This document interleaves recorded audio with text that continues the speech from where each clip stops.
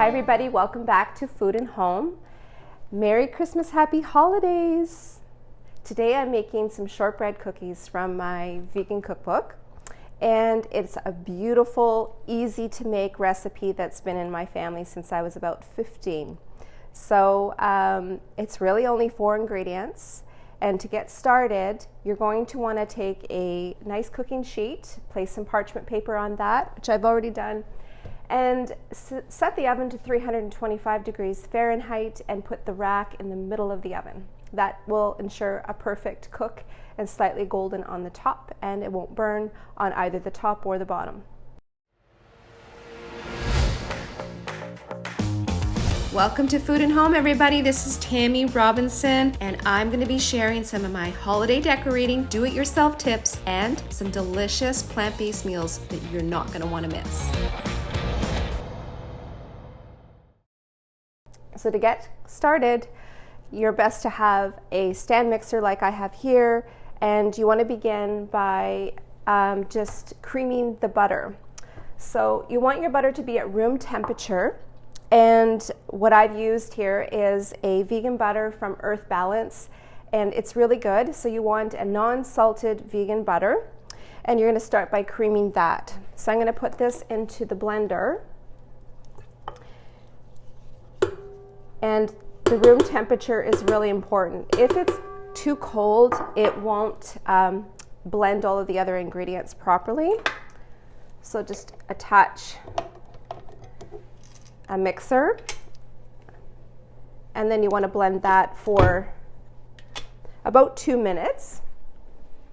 So I'll just turn that on. This is so easy to make, and I love this recipe. Actually, the Christmas shortbread is the favorite out of all of the Christmas recipes in my cookbook. That looks just about right. Yeah, that looks perfect.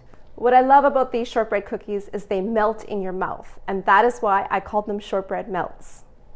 So now I'm going to begin to add the confection sugar, and you're just going to do the exact same thing. You're going to add this to the blender, and then blend it for about 2 minutes.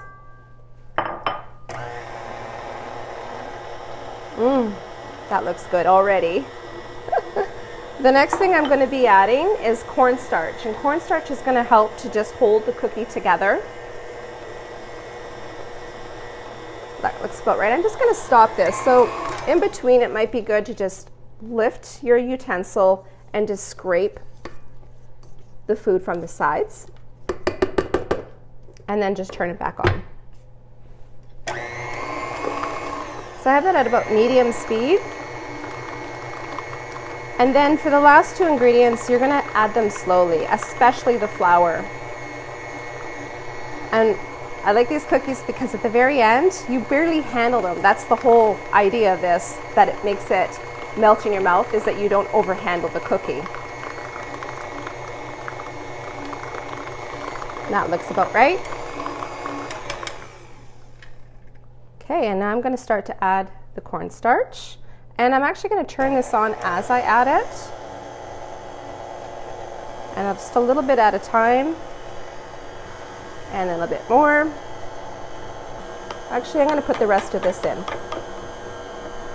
The ingredients are mixing in really nicely with that butter being at room temperature.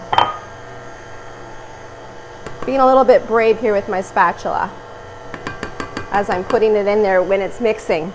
So best to turn it off and then mix. And that looks about right. So now I'm going to start to add the flour in there, just a little bit at a time.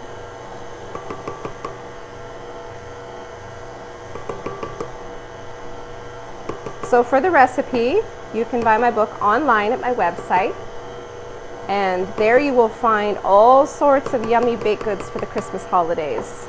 And if you're in a hurry to get some recipes in just before Christmas right now, because the book will take a couple of weeks to get to you, go to my website at allseasonsvegan.ca.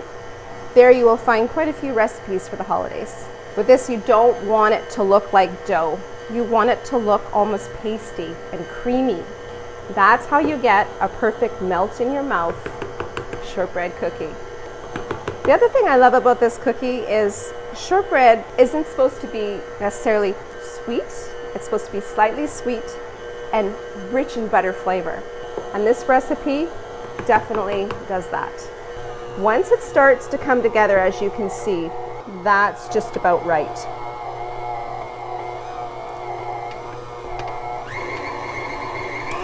So I don't want to overwork the dough, so I'm going to stop it there. So now I'm just going to grab the cookie sheet, and I'm going to begin to add the shortbread cookies onto the cookie sheet.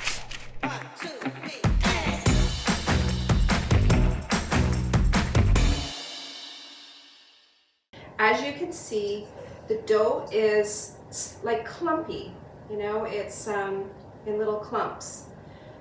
The whole goal here when you're putting these cookies together is that you sort of press them together, but don't use your hands, just use your fingertips. And you want it to look slightly, almost like it's falling apart. The cookie looks like it's like loose, you know? So you're just going to take these little pieces of chunks and then push them together. It's probably a cookie you've never sort of put together this way before, but you know what?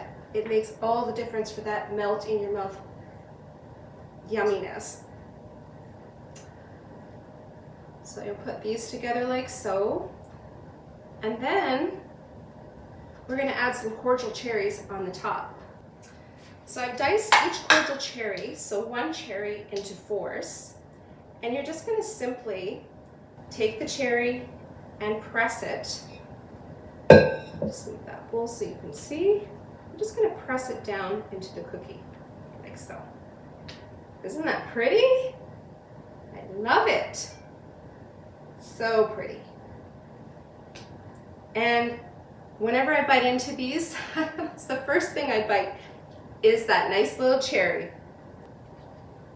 Wow, these look so good. I'm so excited. So you're going to bake these in the oven for 25 minutes at the 325 that we set it for earlier. Keep an eye out the last few minutes. You want it to be actually just a little bit golden brown on the top. So slightly golden brown. And then you're going to cool them on a cooling rack for about 30 minutes. You can freeze these cookies for up to 3 to 4 months in an airtight container. And that's pretty much it. So I'm going to get these into the oven. 1, 2, 3,